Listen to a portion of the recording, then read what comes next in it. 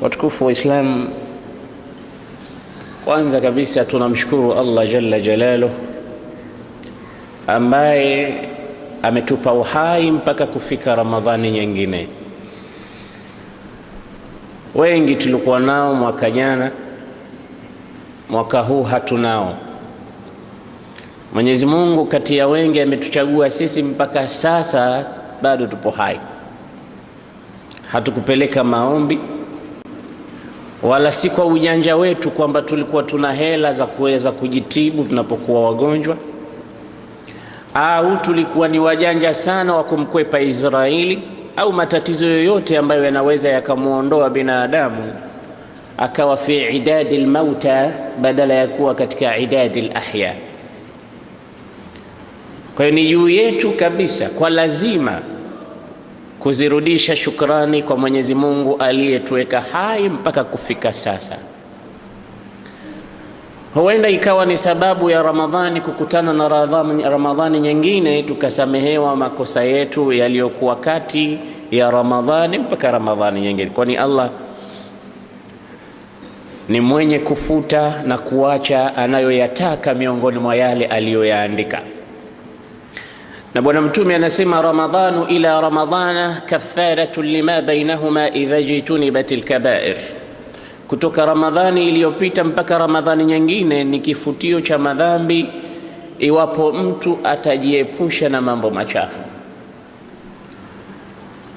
Kabla ya kuingia katika darsa ambayo tumepanga kuingia, ni kawaida yetu kidogo kugusia fadhila za saumu, alafu baadaye tutaingia katika darsa tuliyoikusudia.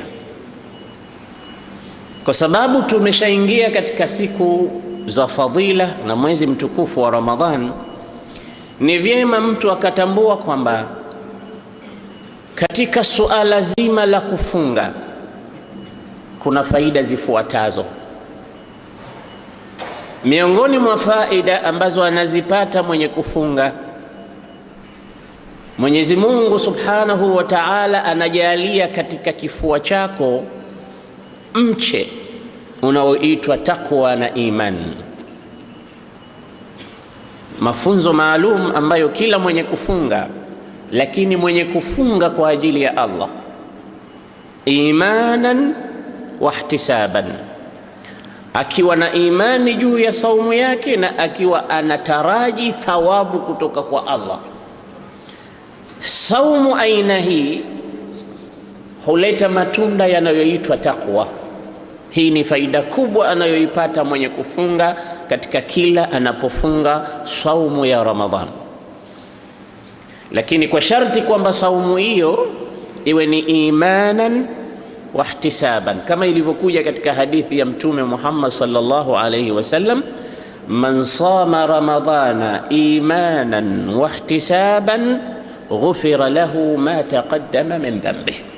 Mwenye kufunga Ramadhani akiwa na iman na akitaraji malipo kutoka kwa Mola wake, atasamehewa makosa yake yaliyopita.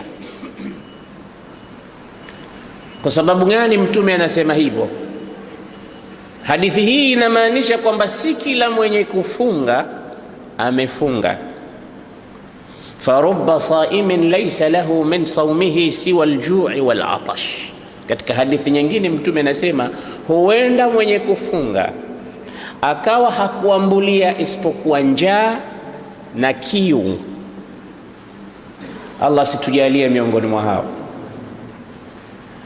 Na mimi naona saumu aina hii ndiyo iliyotawala katika mitaa yetu, katika majumba yetu, katika miji yetu.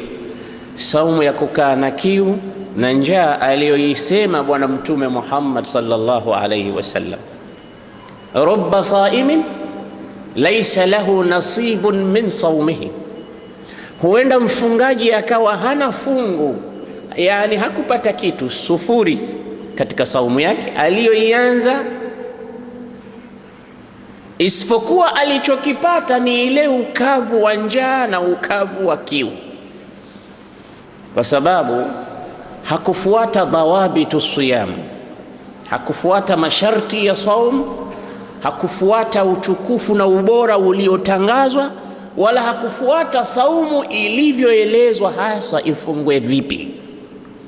Kwani saumu inafungwa vipi? Manake ukitaja neno saumu, ulama ulfiqh nasema huwa al-imsaku an mufattiratin min al-akli wash-shurbi wal-jima' min al-fajr ila ghurub ash-shams. Wanachuoni wa fiqh wakisema saumu maana yake ni kujizuia chakula na kujizuia kinywaji na kujizuia matamanio kuanzia alfajiri mpaka magharibi, ndio maana ya saumu. Kwa hiyo unapofanya hivyo ina maana umefunga. Kwani huyu mwenye kukaa na njaa na kiu huwa amefanya nini? Si amejizuia na funga, amejizuia na chakula, amejizuia na kinywaji, amejizuia na matamanio. Yani maana kwamba nyumbani kwake hafanyi tendo la ndoa na mkewe, chakula mpaka magharibi na kinywaji vile vile. Mbona hakuambulia kitu isipokuwa njaa na kiu? Ulama wakasema, miongoni mwa hao ni Abu Hazim, anasema kuna kitu kinaitwa saumul jawarih, saumu ya viungo. Saumu ya viungo. Idha sumta, utakapofunga wewe, faltasum ainak, na macho yako pia yafunge. Waltasum udhunak, na masikio yako pia yafunge. Waliyasum qalbuk, na moyo wako ufunge. Waltasum yadaka wa rijlak wa jami'u jawarihik, miguu yako, mikono yako na viungo vyako vyote vinatakiwa vifunge. Usifunge tu kula na kunywa na jimaa, unatakiwa hata viungo vyako, macho, mikono, masikio, zote hizi ziingize katika saumu. Mdomo pia unafunga, na kufunga kwa mdomo kwamba tula nahari, usiseme watu, alghiba, usisengenye, usitie watu aibu, usiwatete, usiwafanyie usabasi, namima, kuchukua maneno ya pale kupeleka pale ukagombanisha. Zote hizi Abu Hazim amezitaja kwamba ni dhunubun yuftirna saim, ni madhambi ambayo huivunja saumu ya mtu, bali huivunja na kuifanya haipo kabisa. Sasa unapofunga kwa kula tu, ukaacha chakula, ufika magharibi ukasema alhamdulillah, saumu yangu leo imekubaliwa au ilikuwa nzuri. Lakini je, mdomo ulifunga kuwasengenya watu? Je, masikio yalifunga kukaa ukasikiliza aibu za watu? Je, macho yalifunga kutizama katika kile ambacho kinachopita kikawa ni chenye kuingia katika fikra zako na moyo wako kisiharibu saumu yako?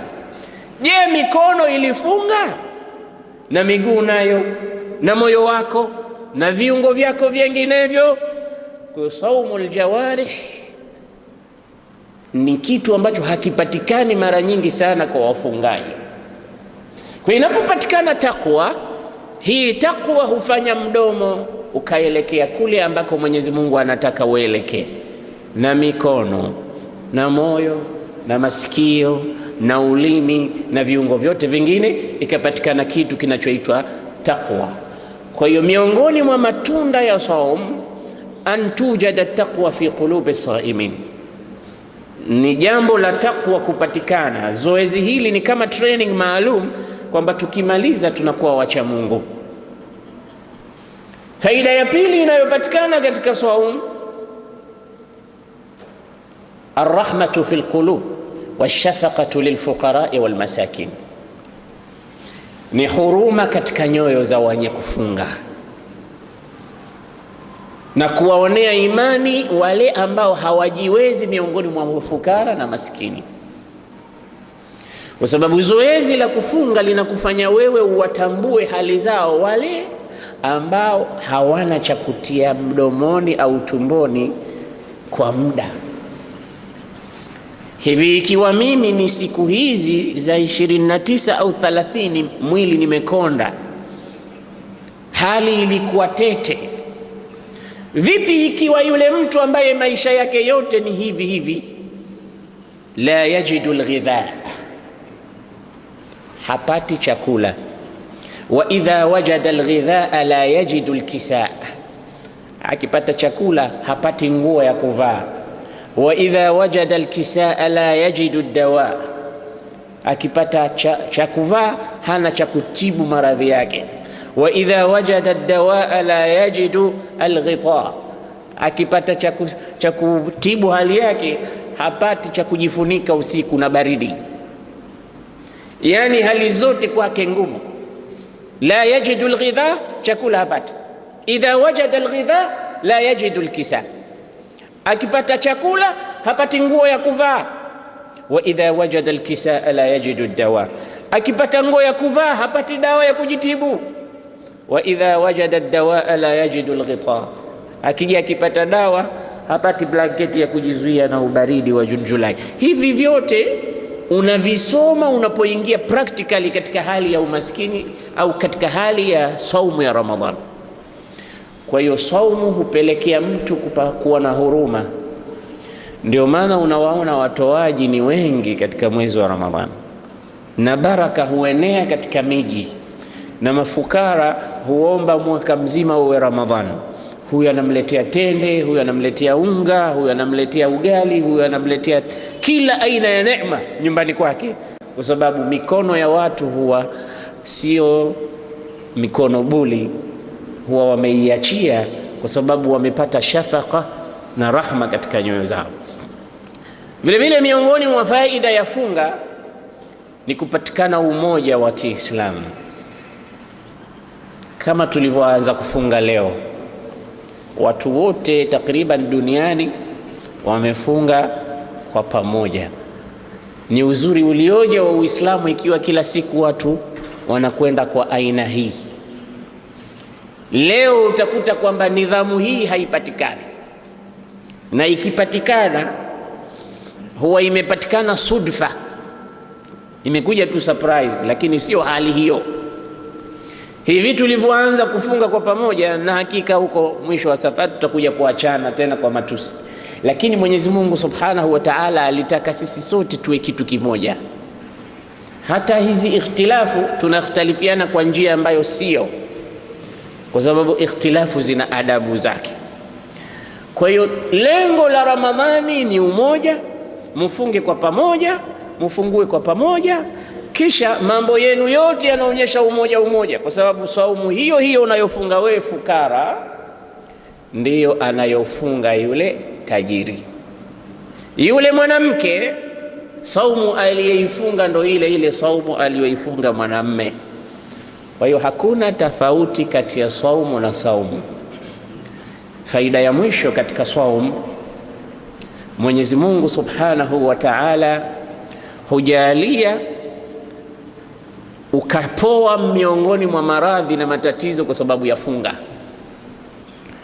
Wakati mtu amefunga ni sawa sawa na kutoa sumumu naqiat, zile sumusumu zote zilizokuwa katika tumbo, zilizobakishwa na chakula, zilizokreatiwa na vile vyakula vinavyoingia katika tumbo mwaka mzima, zote hizi huwa ni katila kwa mwanadamu na umpelekea mtu mpaka kufa au moyo kupata matatizo ikiwa hatopata tiba.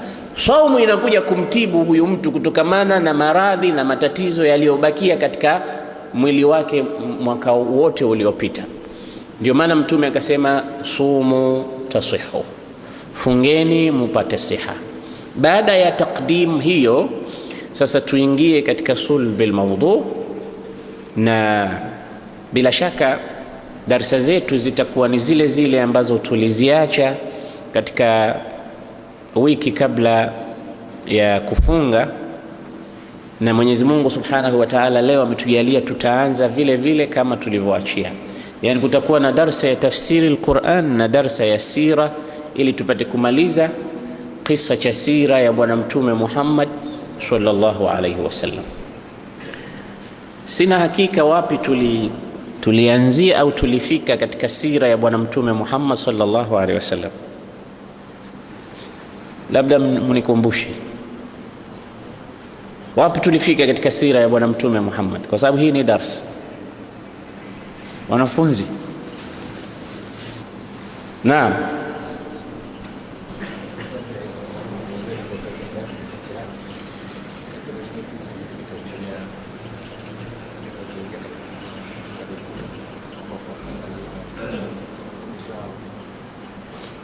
Mbona msemi? Anasema mwenyekiti tu.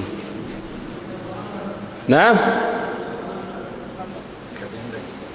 wewe kwanza kwa huji darasa za kawaida tu.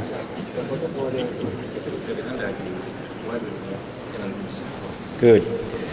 Mimi kwa hakika sijasahau, nimejisahaulisha kwa makusudi, na wala sijawa mtu mzima kiasi hicho ya kusahau, lakini nilitaka kidogo kutoa homework, maana